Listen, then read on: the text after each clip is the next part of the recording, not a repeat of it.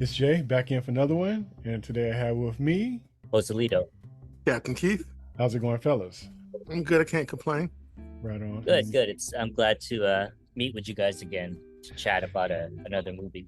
Yeah, man, it's been a long time coming. It's funny. Remember when we saw the first one and we discussed the first one, and it was all crazy because it's almost as if we didn't know for sure if we were going to get a part two. And I haven't in a long time seen a movie that definitely felt like it wasn't complete, even though it was, but it wasn't quite complete, and no discussion, no talk of a part two. That's the first time I ever kind of heard that, especially with something this big of scale, like just being kind of cut short and not saying anything. Like Into the Spider-Verse, like the whole Miles Morales Spider-Verse thing, like that could have been just one, but it left with a little but we already kind of knew it was going to be a part two, and then even the part two is split into, 2 and 3. So I was thinking, like, this is a big feat to make and very epic and definitely not the end. So how could it possibly end on this? And like I said, and for it not to be confirmed, and months after, we're still saying, hey, have you heard anything yet about part two being made? Like, oh, it hasn't been. They're still deciding. Like in the past, you could even make a movie like this without shooting all 3 parts. And all you would be doing is just be cutting it up later on and adding special effects and whatever and doing some catch-up shots. But for the most part, all 3 episodes would have been shot. And it's just like he wasn't playing around for it to be a simple thing where, one was good enough. Like, that would have been so half-baked where if it was a point where you wasn't for sure if you're going to put out part 2, you shouldn't have put out part 1. So I thought it was very interesting how that was played, and I didn't like it. I didn't like it at all. It was interesting. I wonder if they did that because I don't know if it's part of it is that they weren't sure like what the reaction, how big of a movie the first one was gonna be, as one reason why they kind of like kept it on the down low in terms of having a second one. They kept it. It was very ambiguous. You couldn't tell like what you knew. You had a feeling they would, but then it's like, are they like they? Right. It was the most under talked about thing, like after the first movie. So maybe that's part of it. But then maybe it's also like I don't know if that's a new tactic also where they try to keep to make things to keep people kind of confused and not sure to. I don't know if that makes sense in terms of like making it more like kind of like where it becomes more of a cult, like whispered, like it's a rumor, so it raises up like more interest because you don't know that they're gonna have a second movie, so you become anxious as a fan, and then when they do finally release the trailers for a second movie, then it magnifies because you didn't know up to that point if there was going to be a second one. Well, I think that could be a dangerous tactic because the people who don't know for sure and they're hearing hearing people talk about it and saying, hey, it's not really complete and it's not for sure a part 2, people may not invest in it. People might be like, oh, it's incomplete. And the people who was halfway trying to see if they wanted to follow it's like, I'm not going to get into this. Yeah, it's dangerous, especially because it's unlike, like if it's a popular series like Star Wars, they could get away with that because Star Wars is so popular that they could Star Wars fans are just so hungry for anything that they'll just still lap it up. But then Dune is like even in its heyday with the Lynch, like it doesn't really fall into like a mass popular type of movie. It's kind of was seen as a weird quirky movie. This one is kind of the same where it doesn't have, I think, a big enough initial big enough audience base that that you could kind of risk doing that and not alienate, because let's be honest, if not for Lynch's movie, this one people would, except for me and like Keith and the people who read the books, they wouldn't have really cared, other than the fact that the director Denny was the one that was doing it, which is kind of like Nolan, where he's so big that anything he does, he could do. If he did like a Care Bear movie, people would just for the fact that he's the one being the director, people would watch a Care Bear movie thinking it's going to be like really great. And that's why I kind of understand some of the changes he made, because this is kind of on his back in a way. But like I said, it's interesting that they did a gamble like that. Like I said, I haven't really seen it done that way. Because I remember in the past where movies that we know did bad and the studios know they did bad, they did so bad that they were talking up part 2 just to make people have interest in seeing Yeah. part one. So that's a Yeah. tactic. So I never heard of it being the other way, because I heard of them lying about part two or part three when they know good and well it wasn't going to happen because the movie bombed so badly. But that's Warner Brothers and all the other kind of stuff. But I will say, I think a lot of the steam for the second one came from the fact that the first one was on Netflix and people got a chance to watch it and take their time with it. People who didn't, it's like, I seen the first one, I'm scared off of it, or didn't care for the first one, like, and they saw it on Netflix, they got a chance to sit with it. Then they saw it on HBO Max, they got a chance to sit with it. And then the fact that everything was pushed back because of the pandemic and the strike and all that kind of stuff, I think that just gave people time. And that's the same thing that happened with the Spider-Verse movies, where when it first came out, people wasn't really feeling it, but when they got a chance to see it on Netflix and sit with it and saw, man, this is a great movie, by the time the second one came out, everybody was on it.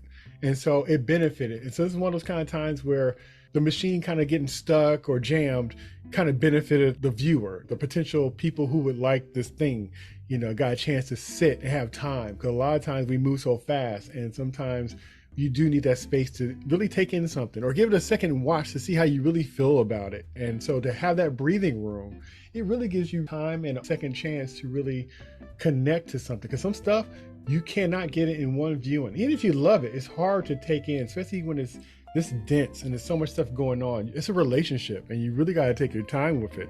So the pandemic and the time and having it on streaming really gave people time to sit with it and really kind of connect. And like I said, I think that really contributed to the new one coming out and giving people time to, pretty much, get their palate for the taste ready for what was about to come. Yeah, definitely. Streaming has done something with movies like Dune, where unlike in the past, where from movie to eventually rental and, eventually like some kind of like HBO, or it would take forever. So, but now with the way that with streaming, where within like a few months, you could literally prepay for the second Dune already now. Right. And then probably within a month or two, it'll already be available for digital.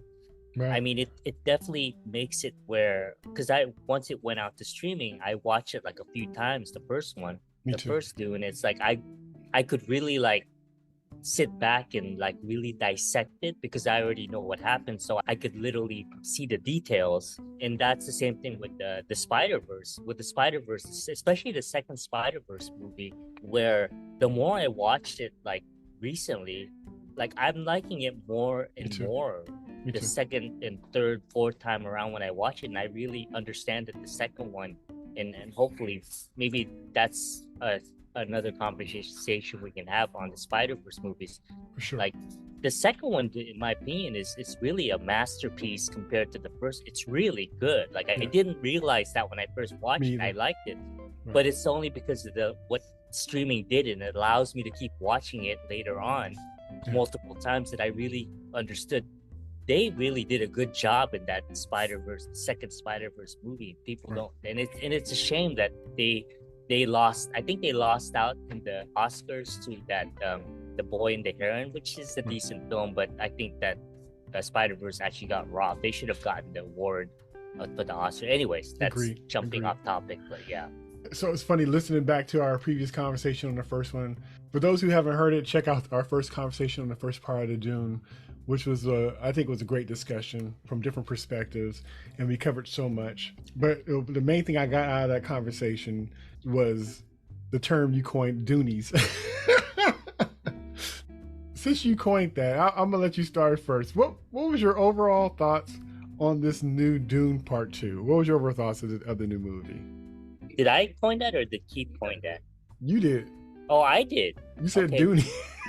Was it? Did I say? Yeah, okay. I thought it was Dune Night. I thought that was all you, bro. That was all you. No, not Goonies, but Doonies. Because you were like, is it Dunai or Dooney? You were trying to figure it out, but you end up having different terms. But we end up with Dooney. Wow. Yeah. So as the official coiner of the word Doonies. So what was your thoughts on the new movie? Okay, so I definitely like the second one more than I like the first one. When I went to watch the second one versus what I did in the first one, is I really tried to separate. I said, okay, I'm not gonna like think about Lynch's movie at all. Like I'm not gonna try to. I'm gonna say it's apples and oranges. I'm not gonna try to in any way compare it to Lynch's version. And as much as possible, I'm gonna see if this second one. When I went into it, I was thinking that it had to go by the by Herbert's book, like word for word. Mm-hmm. But I wanted to at least see if this movie at least got like some of the important themes that Herbert was trying to say in his series. Yeah. And for the most part, it nailed like a lot of what I thought the themes that Herbert was trying to say in his book. So I really liked the second one. And a lot of when the trailers were coming out, Mm-hmm. and when the first reviewers were like talking about it, they were like making the comparisons that it was kind of like Empire Strikes Back, in the same way that Empire Strikes Back was the better movie versus Star Wars. That's kind of the way I also viewed it too, where the second one definitely is the better movie. And it's not just the better movie, it's like monumentally a lot better than the first movie, almost to the point where I almost felt like the first movie, you almost thought that it was not the same director, but it was. But that's how good the second movie was. I felt like the second movie was more open, and it wasn't like the first movie. I felt like Denny was like somehow hampered. I don't know why, because of whatever limitations. He didn't want to give too much in the first movie, but he wanted to give a story, but he didn't want to give too much away. So it kind of took away from the first movie. But the second movie, it's almost like, okay, now it's wide open. I can say whatever I want to say, and then you see that on the film in the second one. So yeah, I definitely like the second Dune a lot more than the first one. And I guess I could say I'm an official Dooney now from the second movie. Yeah, cause I remember you didn't necessarily care for the first one. Like you didn't hate it or nothing, but you didn't really care for it. Yeah, so that's good to.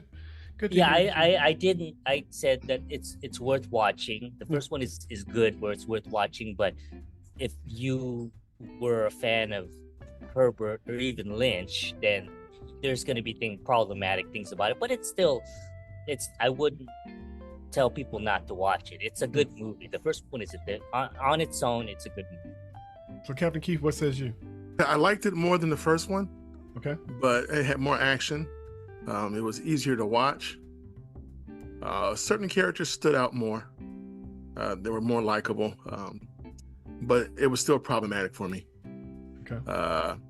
It wasn't necessarily the same problems that I had with the first one. So there were different problems, like the liberties they took with the book, or the deviations from the book that they overtly and blatantly did. I didn't care for at all. As I said before, Denis Villeneuve's cinematography is great. I mean, it's visually stunning. It is. The way he made it looks great. That was never a complaint of mine. And even the direction, I don't have a problem with his direction. There were just things I just didn't care for. Okay. But yeah, I liked him more than the first one, but I still, I would still refer people back to Lynch's version. And I would actually, the sci-fi miniseries sticks closer to the book. It just doesn't look as good. Mm-hmm.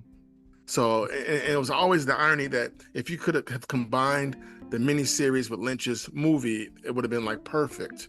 Mm-hmm. Because Lynch gave you the look and the feel and the style and the story. He gave it. His movie grabs you. I mean, and it's even to this day when I read those books, or whenever or when I'm seeing a new, version of Dune, I still go back to his film. Kyle MacLachlan is still my Paul Atreides. That's just not going to change. And Sting is still my fade. So, but yeah, there were certain characters that you saw more of, but I didn't like how he portrayed them at all. So yeah, it was still problematic for me. So yeah, I'm not recommending it. I'm not. I think it's better than the first, but yeah, it's still problematic. I still go back to Lynch. Period. That's fair. That's fair. All right, so I like the movie.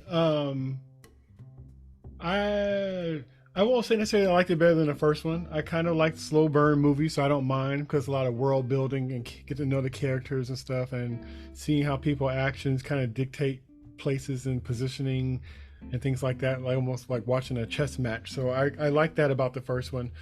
I like in this one too, being on a roller coaster ride where you go through, you kind of go through the motions. There's no real action, anything really happening. You just kind of slowly inclining, just going slowly up and up and up and up. And you're moving in a way where by the time you get to the top, you don't realize you were that high up because of the way you got there.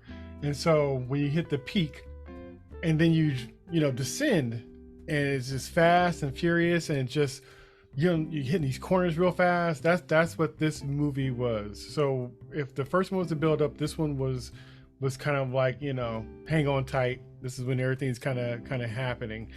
To me, it's less detailing and less kind of insight in a way. It's insight, but it's in a different kind of way. The first one did most of the heavy lifting. And then for those like in movies that we see nowadays, like in theaters and stuff, this is the meat that people usually start with in movies. This is what the kind of movies people would go into in the first place. They wouldn't want to hear the talking and the negotiating and the slow world building. They want the fast pace. They want the action. They want the cool gadgets. They want the, the kick-ass leader who's, pushing forward and this, that, and the betrayal and the big bad guy. You want that meet up with your enemy. You want the eye-to-eye combat and how this is going to be dealt with kind of thing. And so it has all that kind of stuff in it. For me, it was almost so fast-paced that I almost didn't really appreciate it for what it was until I saw it a second time. And then I saw, okay, they did have other stuff in here and there was some nuances going on here, but it was just, the pace was just so much faster than the first one. And so when you said that it almost felt like it was a different director, I hear you as far as like it was definitely a different speed, but it also had a different job. And then there's also something about like not knowing what the future of something's going to be and how much to give, how much not to give. Because if you give too much, it could be confusion. If you don't give enough, it's going to stalemate it because it's like you give me half the information. So it is a fine line, and the whole story in the first place is a hard it's a hard thing to navigate to make into a movie, because really a streamlined version of this would be the Star Wars, and that's already been done. So for you trying to do something here, more meat and still streamline it again, but not streamline it the way somebody who copies you streamlined it, you got to find that third rail, and it's like, how do I stay true but give you what I know is going to work, but then not give you what somebody else did where it worked really good. And so navigating that, it's almost got to be a whole new car to fit on this new track, and kind of doing that fine line of, like I said, what's popular and done by someone else already in a great way, and something that was done where, people maybe not messing with it because it's a little too much. And unless you just really into that kind of world and open to that kind of stuff, you ain't trying to hear it. It's like, it's just too much. And so I think this movie did it well. I thought that that it left on a good beat, making me want another one. And I take it as not necessarily a comparison to the first one, but just the same ride, different part of the ride. But I did enjoy it, and I'm looking forward to the next one. Saying that, I guess we could get into the spoilers or things that stood out that you liked or stood out that just kind of wasn't sitting with you. We could discuss that part here. But for the most part, Joselito still recommended it. I would recommend it, and Captain Keith would pass on it. He wouldn't necessarily recommend it. Nope. Okay, and that's fair. Okay. All right, so let's get into spoiler discussions. Who would like to start with their thoughts? Like I said, it's something that stood out, or even just going down the line of what the movie did, because it pretty much started off where the last one left off, which I thought was kind of interesting. So it was a direct continuation, no time jump or anything. It was just like, this is the situation. He met the Fremen. He's on the road with them. They're suspicious of him. Some of them are. Some of them could possibly see a Messiah amongst them as prophesied. So it's a lot of stuff going. I was excited initially for the second movie because I'm a big Florence Pugh fan, and also I love Christopher Walken. But oddly enough, the way that the movie, that this is one of the like negative things about the movie, or things that I didn't necessarily like about the second Dune, was I didn't necessarily like the way that Pugh's character and especially Christopher Walken's character were done. Christopher, like, There was something about Christopher Walken's character that, as an emperor, that was so weak. Like there wasn't. And again, I don't want to keep going back to Lynch's version, but this is a character that's supposed to have plotted the downfall of the Atreides family, and the way Christopher Walken portrays him is he seems so indecisive and very weak. That's didn't make sense to me. And the Florence Pugh character, like while she gave exposition to the other side of the story that we didn't get the first one, there wasn't anything compelling enough about the way she portrayed her character. Where at the very end, when Chani is pissed off that Paul basically is gonna marry the emperor's daughter, Princess Florence Pugh's Irulan. character, there wasn't anything about the way Florence Pugh's character acted where, from Chani's perspective, that she shouldn't have been so like the jealousy thing. Like that's part of the thing. And I don't want to keep going back to the Lynch movies, but in the Lynch movie, I think it's what's that actress that plays the emperor's daughter? Virginia Madsen. Virginia Madsen. Oh my God, she's like so gorgeous. Yes. So, and even in Herbert's book, the emperor's daughter is, beyond just being the emperor's daughter. Like she is attractive, and they're like she would be someone where someone like Chani would be rightfully jealous. Like, are you gonna just hook up with her? Aside from her title, it's also because she's attractive, and I'm gonna lose you. Nothing about the Pugh's character says anything to me where Chani would ever feel threatened that she would take Paul away from her, because both the emperor's daughter and the emperor come off as very weak in the second Dune. That's one of the weaker parts of that movie for me. Okay. I'm glad you mentioned that. I think Florence Pugh was amazing. And I didn't care for her performance either. I didn't care for her look. I didn't like her with the short hair. I felt like all the women in the film were overly unglamorized. I think they did too much with that. I did not care for Rebecca Ferguson as Lady Jessica at all. This is the one performance that she's done I did not care for. I did not like her interpretation of it at all. Nothing about her said Lady Jessica. Nothing about her said sensual, strong, beautiful woman who fell in love with Leto Atreides. There was no chemistry. Just nothing. If anything, she became more of a Harkonnen.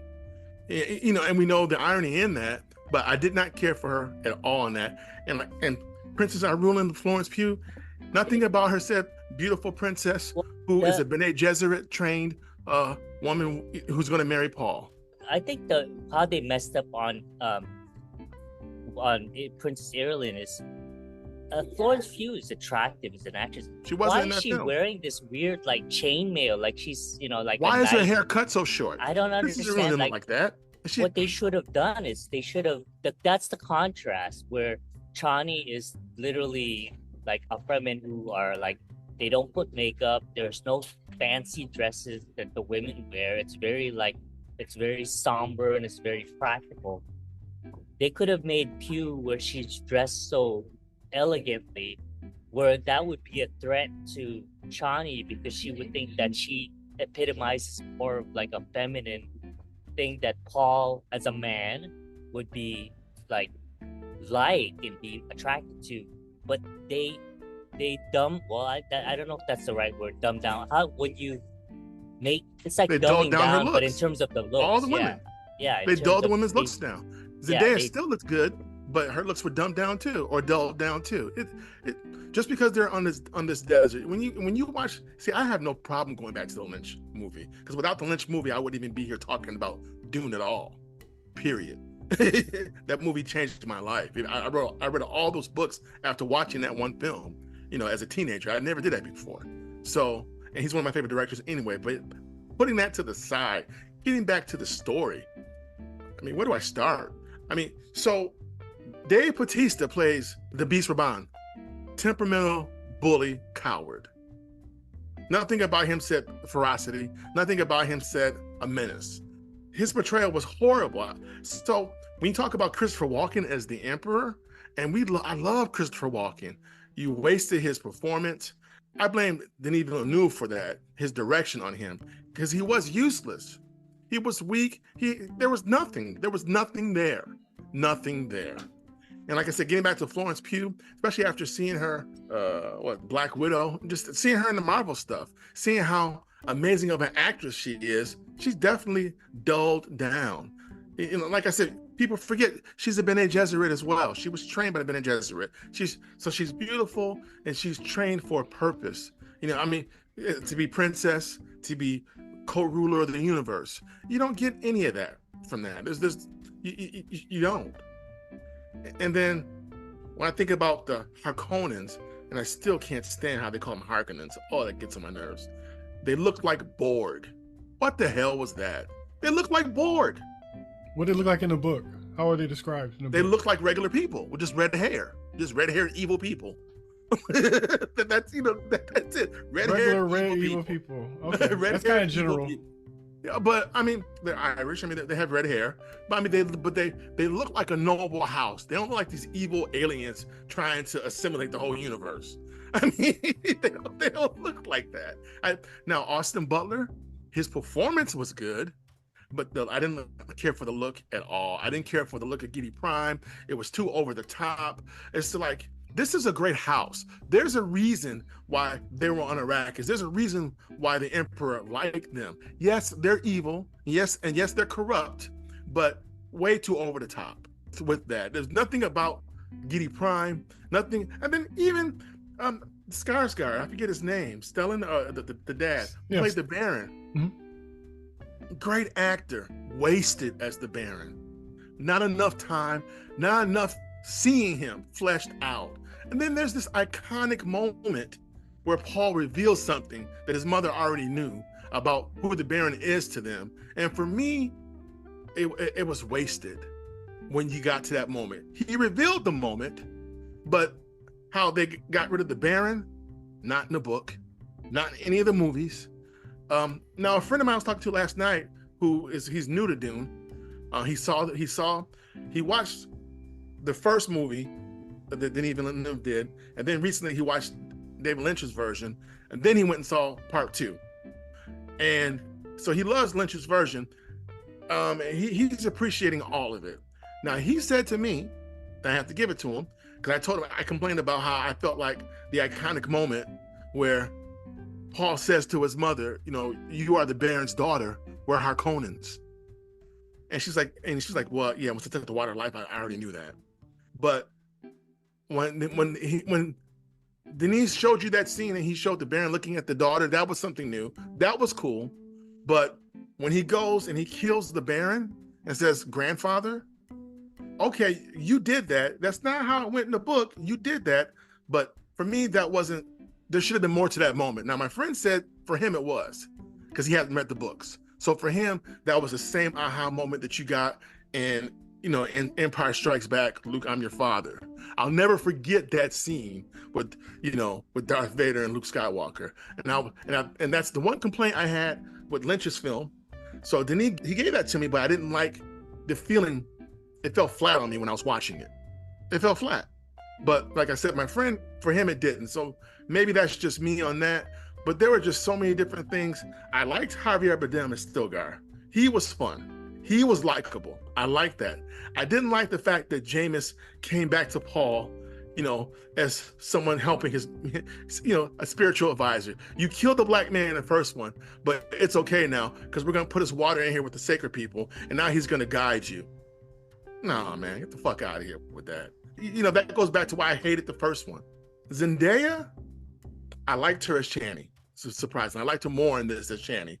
I could feel her conflict. And like you said too, Jay, about how there were some women that are looking at him sideways, and that was cool. But it just seems like she's in love with him, but she don't trust him. She don't know how to feel. So, and that's a different way of playing it, because it's not really like that, like in the book. So that was interesting. But yeah, and then even with the sandworms, how you're at the airport and you're walking to your gate and you got that moving escalator thing, the moving floor. That's what I thought I was looking at when they were writing the sandworms. Nothing about that to me was great. Getting to the part, the conversation still got had with him. Don't make me look bad. All that leading up to him getting on the sandworm, that was cool and fun. And the Fremen teasing him, all that, and their language, that was cool. But with them riding the sandworms, I was just like, really? I don't even see it's like you're just moonwalking across the desert right now. Just sorry, I wanted to bring this up because you brought up Jameis, Keith, to Jason, because Jason, I don't know, haven't read the books, or did you watch the Lynch version? Yeah, and I've seen it again recently. I seen it when it first came out, didn't necessarily care for it, but I seen it again recently. Okay. And being that I saw the new movies, it made that movie make more sense to me. Yeah, because in the Jameis character, also in the book, the Denise version doesn't talk about at all, is that Jameis has a wife and 2 kids, 2 boys. And when Paul kills him, he basically becomes the head of that household. And that's something that they don't bring up at all with the Denis. So, Keith, when you bring up, like, it didn't make sense that, Jameis was kind of like a spiritual advisor to him. The fact that Denis didn't have, a wife and the kids that basically now fall under Paul's, authority, that actually didn't make sense that he was coming back to advise them. Because because isn't it in the first movie, were they ever like buddy? They were never no, they were never friends. No. So it doesn't make sense that he's coming back to him kind of like the like the Jedi spirit or something. It didn't make sense that in the second movie, like what now if you have something where Paul, like in the book, now becomes the guardian of the wife and the 2 kids, that would kind of make sense where Jameis would for the sake of his family, would be kind of advising Paul, because it's in his best interest to make sure that Paul is able to survive, because he's going to be the one taking care of his family. I'm just adding that for context, because I wasn't sure if you knew about that detail. That's a very important detail, actually. So but cover. Put like this, it wasn't anything to make me think about it, so it wasn't like I felt it was missing, which I would prefer than to have something there and I'm kind of like, what does that mean? So it didn't come up about his family or anything like that. As far as like Christopher Walken's, my only issue with him is that he's just very well known, almost too well known for me to have him in there. The princess, she was fine. It's interesting, like, in the original movie, she kind of starts off the movie with her, doing dictation of what was going on. So it's interesting that they put that in this one. It started this one almost in the same way as the original movie did, with her kind of doing an accounting of what's going on. Christopher Walken's the Emperor, I didn't really trip off of it because it kind of made sense when the thing came up about him kind of being, I don't know if I would say jealous, but he didn't care for Paul's father and how he was doing things.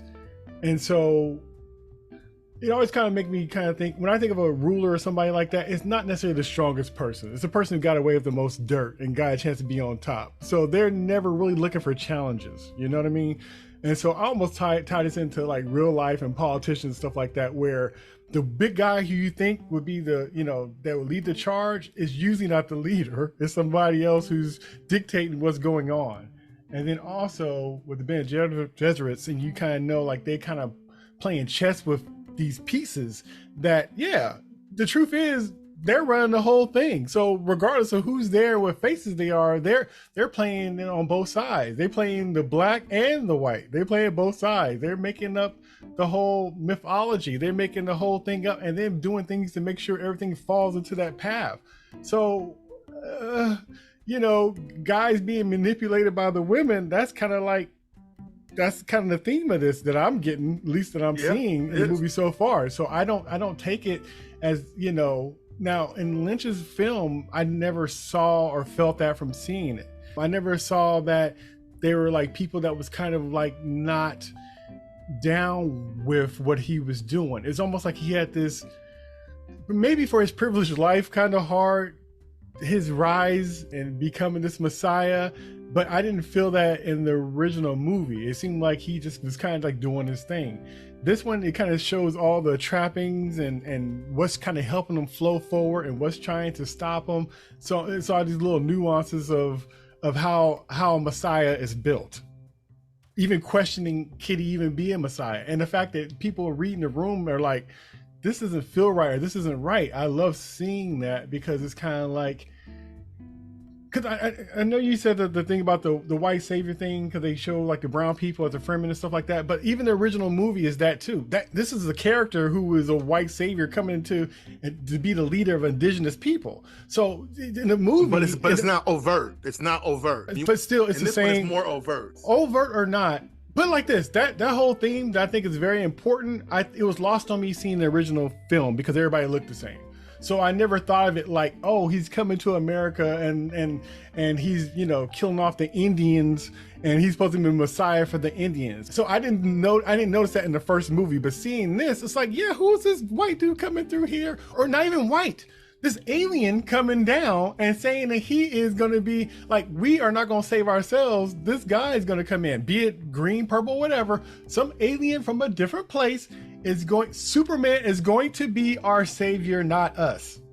We're Lex Luthor being like, this is the problem.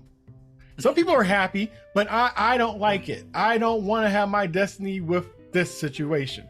So seeing it broken up with different races, different colored people, I didn't notice it in the first one, but seeing with this is like, okay, yeah, that would be a problem. And I'm glad people are saying stuff about it. And it's just funny how like I said, it was interesting because the whole time he's reluctant. Paul's reluctant. And his mom is pushing forward. And the Bene Gesserits, they're pushing forward. And everybody's kind of moving. But just to see how it seemed like more like Destiny in the original movie. This one seemed like it was plotted. And even though it takes some of the mystery out for it being so plotted, it also kind of just, if you like politics and you like chess, this movie kind of plays more like a chess game, and you're just seeing like, man. And also the fact of how things come into power. And if you're on one side, if you hear certain kind of things, then yes, you grow up religious, you're going to feel like, you know, Jesus is going to come down and save you. And so the people who believe what was told is going to be more susceptible to these certain pushes or certain things kind of happening. You could be played on your feelings about this thing. And if you don't, yeah, you'd be kind of skeptical, like an atheist, and like, well, I don't put my hope on somebody coming. Like Zendaya's character, she was kind of like, we're not waiting, you know, they give us this religion, they give us this Messiah, Chani, like, you know, we're waiting for this guy to come down and we got to save ourselves. We got to save ourselves. And so seeing that, how it's broken down, and like I said, the witches are running everything. They choosing who's born, what they have, and how it's all tied up. So really, like I said, I didn't need to necessarily see the emperor being a certain kind of way because he wasn't running stuff anyway. This is almost kind of like, this is the perspective of the truth of what's going on versus like the other side of it, where it would just be this smooth thing like, yeah, these pieces are locking in because it was destined. We see the side where people see where it's destined and how it just falls into place. And we also see the side where they're laying track. We're going here and we're going to tell these people this place and we're going to go this side. And we give them all these different kind of possibilities so we can make sure our piece makes it across the line. And to do dual of storytelling, to give both sides and you watch it at the same time, is brilliant. And I didn't get that from the first one. So I thought it was kind of interesting to see that being played.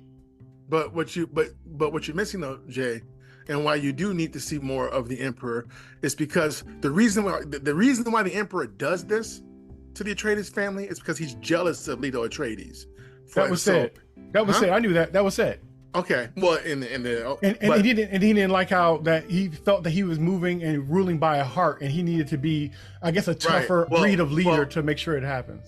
Well, but he was also afraid of being replaced by Leto Atreides because everyone loved Duke Leto because he was Leto the Just, and because Duke Leto has a son, and the Emperor has nothing but daughters because the Bene Gesserit made sure of that. Because what they don't tell you, and it's in the prequel books in House Corno, Dune House Corno, basically Shaddam the Fourth was so ruthless. He basically killed one of his brothers so he become emperor. He wanted to be emperor at all cost. And because of that, he was so smart, he was stupid. When he became emperor, he was supposed to choose someone from one of from the Lancerot, one of the noble houses to marry, to solidify, the throne. The Bene Gesserit came to him and said, well, why don't you choose her? She's a Bene Gesserit, and this way you don't have to pick one of the houses. You could be neutral with that and just have her as your concubine or your wife. So he's like, okay, I'll do that. And they told her, have nothing but daughters for him. So that's also at play with this backstory. Now, what they don't also tell you is that you're right, the Bene Gesserit, they're pulling all the strings, they're manipulating the houses, for the Quasix Haderach. But when you see Lynch's version, you understand that love is what changed this whole story. The great love between Lady Jessica and Duke Leto is what changed this whole story when she decided to give him a son instead of a daughter. But you don't get that in Denis' new version. You don't get that with Rebecca Ferguson. There's nothing about her that says, this is a great woman that I loved and I should have married her. Okay, like I said, I hated her portrayal. But that was said, and that's how I knew that I gave, because the mother got on her about having a son in the first place, and she said you gave that man a. So the stuff you're saying, she said that, but I'm talking about the feeling. Yeah, she said all that, but like I said, Rebecca Ferguson was not convincing. No. That's fine for you. I'm telling you how I felt about it. I'm telling you what I got from it. And so you're repeating what I'm just said, but without me even knowing the stuff that you knew. So I'm not knowing that by magic. I'm telling you what I got from watching it. So I don't know the part where I was missing that I didn't understand that. Like I said, the kids were being lined up and that they had other messiahs that could possibly take the place. And if he was going to be a boy, well, the Harkonnens have a person could be a possible messiah. Can we use him possibly? Can we control him? Let's test and find out. Let's even give him a kid. So I'm watching the movie and I'm seeing this. So I hear what you're saying, but I'm saying these things are still happening within this movie that I'm seeing that, like I said, gave me a different respect for the Bene Gesserits, because they would have seemed very kind of unassuming. And I didn't understand the levels of them until the second movie kind of dug in really how much is really going in, because and I think that's kind of powerful, because most things that are unassuming is the things that you need to look out for. So it kind of played like that for me, like I said, from the first movie to the second movie, and then to see that the Emperor's daughter was one of them too. So they kind of have their hands in all these houses, and everybody's playing against the house, but they are the house, and they have. Like I said, they got either they're controlling people, they're swaying people, they're kind of bonding through sex and stuff with people, having their kids and making them have the kids they didn't want to so they can stack their decks. And it's just like it's but it blew up in there. It's funny how in society how things changed, where now if people kind of question women and not being strong, right? And they thinking that they gotta be strong like men, the same way we do, like beat stuff over the head or strong arm stuff, or have ego and move forward without hearing directions. The Bene Gesserit is a perfect instruction for women how feminine energy could be used to control everything without breaking a sweat, without lifting a rock, without hitting somebody over the head, and they can still rule the world. It's very interesting. It's very interesting how they are femininity rules everything. And so it's funny, and this would be an old school thing to show this, but nowadays it's so backwards thinking that a woman got to outman a man, when the true power is getting the man to do what they want to in all these different kind of ways, because all the ways that it can be used in real life, they're doing it in these movies. And it's very interesting to see. And it's a good lesson, do what you want, but I'm just saying, the way the women are moving in here is like classic feminine power. Yeah, and that's one of the things that the Lynch movie, and it's in the book too. That's the whole thing that the Denny's version doesn't really talk about, that Lynch talks about, where in Lynch's version, when Paul does the box test, the Gum Jabbar, Gum Jabbar, before he does it, the Bene Gesserit, is it Reverend Mother Helen Gaius Mohiam, Gaius Mom, tells him that there's an aspect of like like they can't, like the Bene Gesserit can't look at a certain spectrum. Like they can only see the feminine side, but when it comes to the masculine side, that's the one thing that they can't, and they're afraid of going. And that's the duality that Herbert's book talks about, the feminine versus the masculine. That I kind of wish that Benny he didn't really go over that. No. But Jason, it's interesting you bring up the whole thing, feminine power. That's one of the aspects that, you know, are not really talked about. That's something in society where they say one of the ways that you could like be it like a tyranny towards like women is like you control the reproductive rights. That's a superpower. Yes, women still would need a man to become pregnant, but the fact that a woman can literally bear a life inside of her, that's like a very powerful thing. Yes.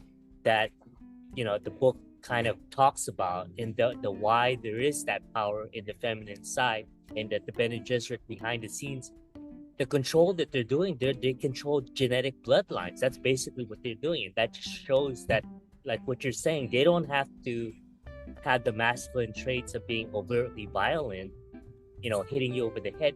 They just go behind the scenes. They do a lot of like ninja stuff.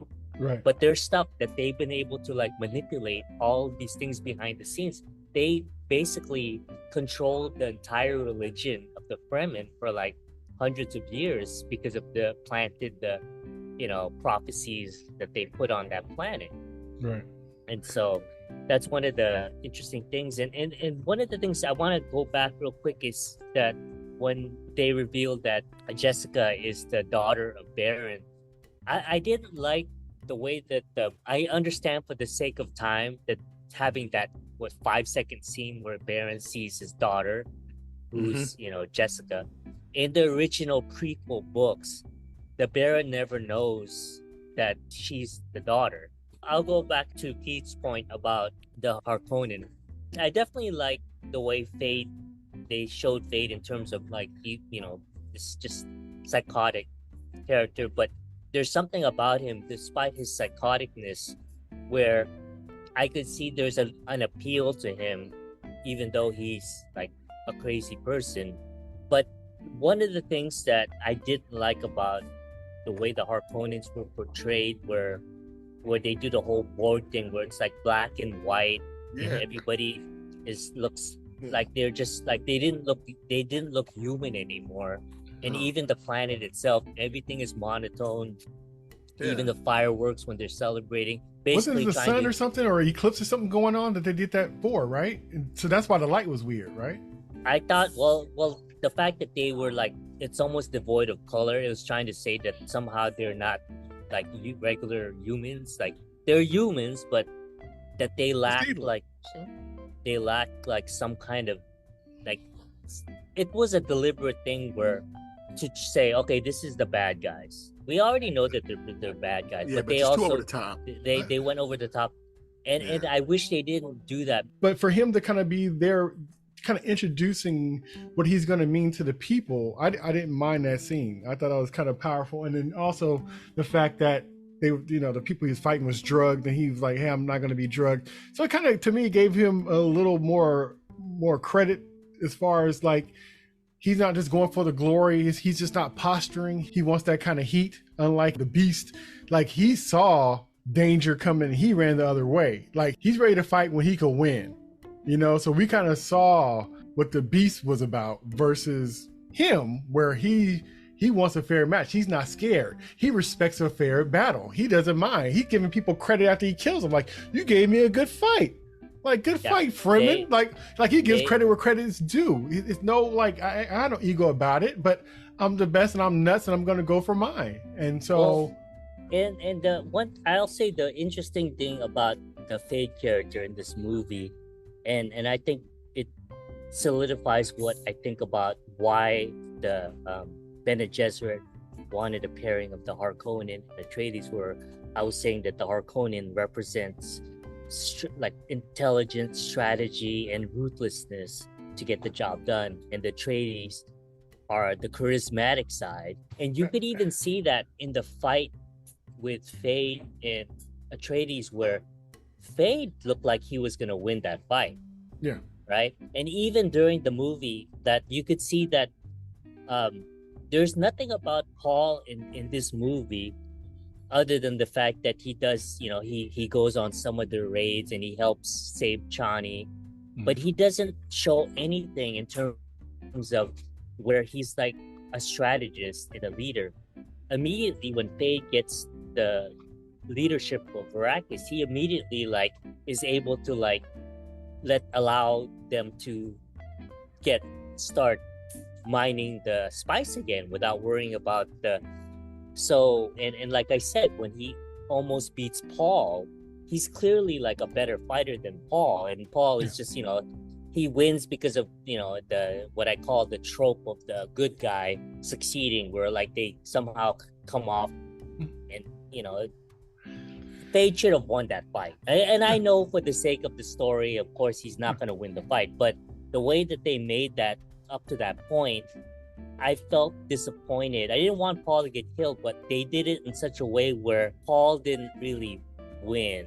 Like it solidified the point to me that I started saying, okay, then Jessica screwed up, because if the Bene Gesserit had their way, the leader for the Kwisatz Haderach would have been a better one than the way Paul is, in terms of, because Paul is lacking that part of he's Harkonnen, but he's mostly Atreides in his traits and the way he acts, and the whole thing with the Emperor saying that he didn't like Duke Leto because he led with his heart and he didn't lead with like a ruthlessness that you needed in order to be a good leader. And that's also, I think, what Paul and I am curious if they do this in the third movie, where it'll show that why he's, as much as they say he's the Kwisatz Haderach, there's things that he lacks that makes him, he's not the ideal,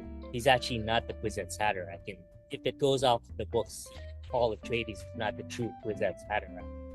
I wouldn't think anybody would be necessarily anyway, because they made the whole thing up. Like I said, they made the race and they put the pieces and laid the track for their own person to kind of win. The whole thing, and I think, did they talk about this in the first movie, where the Bene Gesserit is telling Jessica that she was supposed to have a daughter? Yes. And the daughter was going to eventually be with the Fade. They didn't say that part, but they said she's supposed to have a daughter, but then you come to find out on this movie that they were supposed to be paired together because Fade was going to be the other side of it.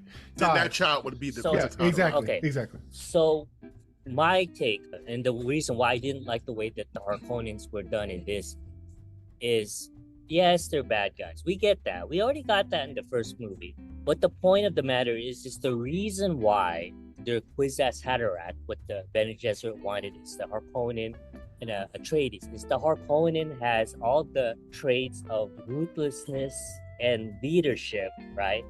And intelligence. But the Baron's intelligent, man. Yes. Just cruel. But the Atreides have the charisma, right? So when you pair those two together, the Kwisatz Haderach will not only have the ruthlessness, and also they can control him for the Fremen, but he'll also have the charisma that will actually make the followers, because Fremen don't like Harkonnen. If you have someone that has the ruthlessness of the Harkonnens, but the charisma of the Atreides, then that's your ultimate weapon. Right? And that's what I was getting when I read the books, and also Lynch's version kind of hinted at that. And I wish that that's the one part that I wish that, I wanted, and they kind of made the Harkonnens like a little bit likable, in the sense that there's that scene when Fade is gonna get the governorship of Arrakis, right? And he's standing before the Baron. Which doesn't happen in the book at all. It doesn't have to, it's an interpretation. But what he does is, there's a moment when he actually hisses. There's a sign of affection that the Fade does to the Baron, that in just that one moment, I didn't love the Harkonnens because of that, but I started seeing them as, they're not just the bad guys, they're throwaway bad guys where there's no depth beyond them being evil. But that sign of affection Because you rarely see that in movies where it's a clear-cut bad guy, like irredeemable bad guy, where they would show like a sign of affection that makes them deeper than the trope of, oh, I'm just an evil bad guy. There's nothing likable. But just him doing that, it kind of makes them more, because I wanted the Harkonnens to be more complex, where I don't even want to say, if you want to say good or bad, it's a perspective of like, because you could argue that like the Atreides are also are no better than the Harkonnens, because they're also using the Fremen, and in fact you could even argue that the Atreides are actually worse than the Harkonnens, because the Harkonnens are coming in not like hiding who they are. They're saying, this is who we are, this is what we're gonna do. Atreides are trying to come off as, oh, we're your friends, but then we're manipulating you into thinking that, you know, if you side with us, then we're gonna save you from, you know, from the evils of the Harkonnens and the rest of the universe.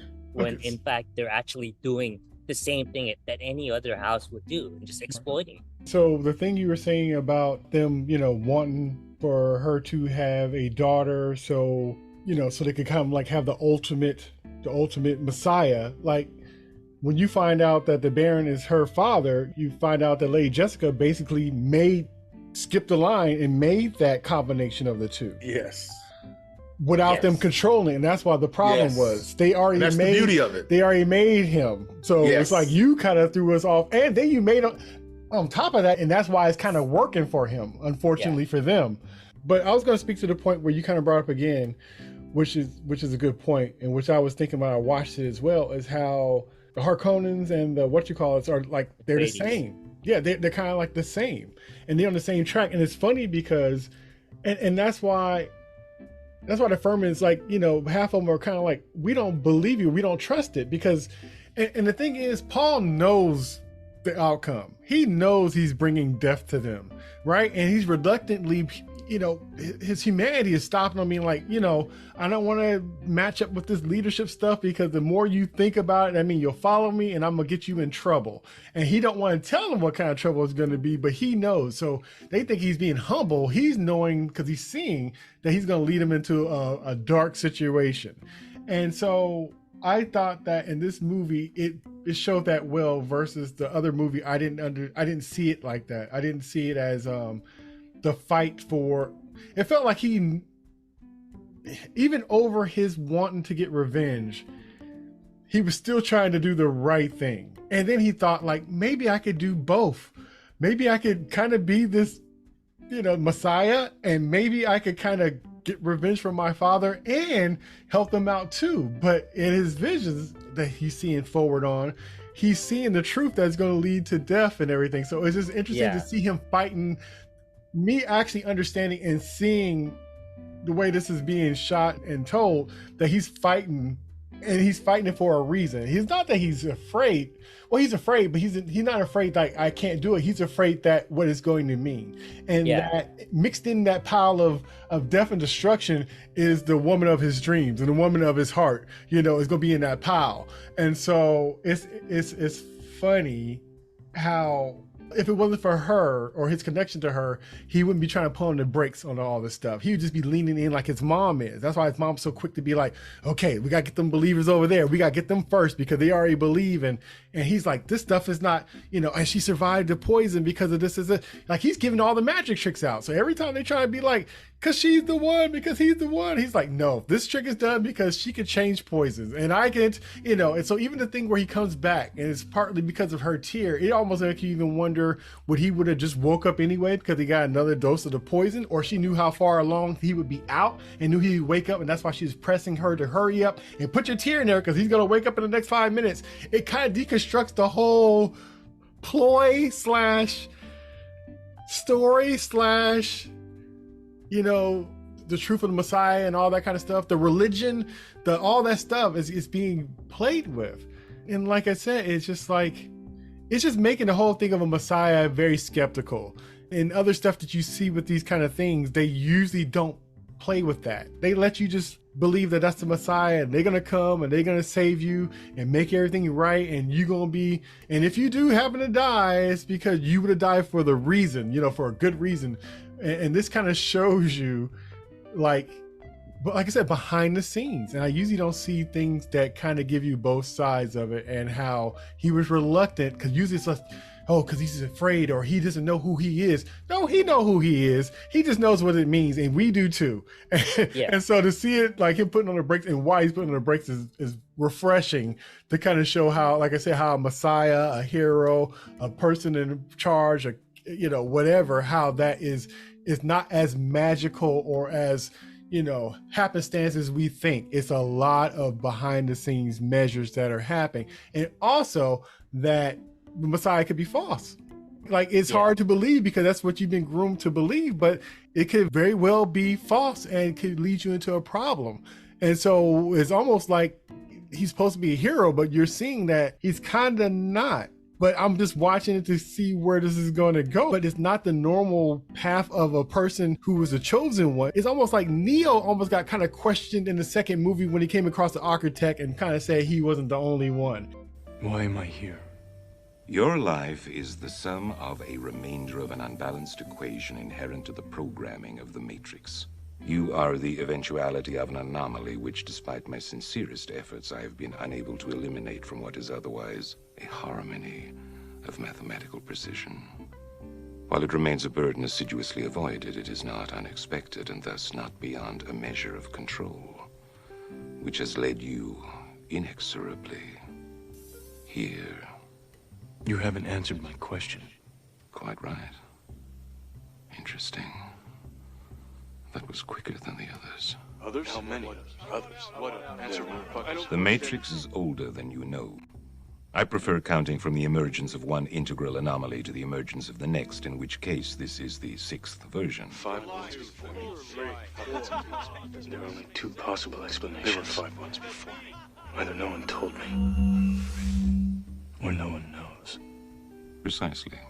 And he is part of this thing that's going to reset this thing. Now, he made a couple of different kind of moves, but you are still that key that we made. Now, you have a little wiggle room of stuff, but you still are a pawn.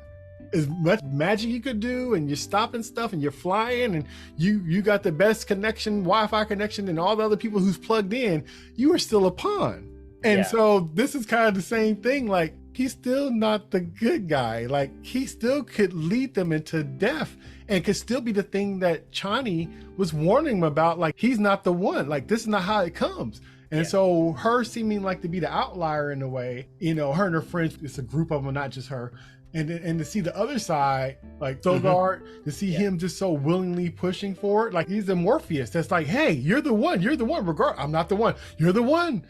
What was said was for you, and for you alone. So it's the same kind of thing. So it's interesting to see like the other side of the Messiah. And I thought it was like really cool.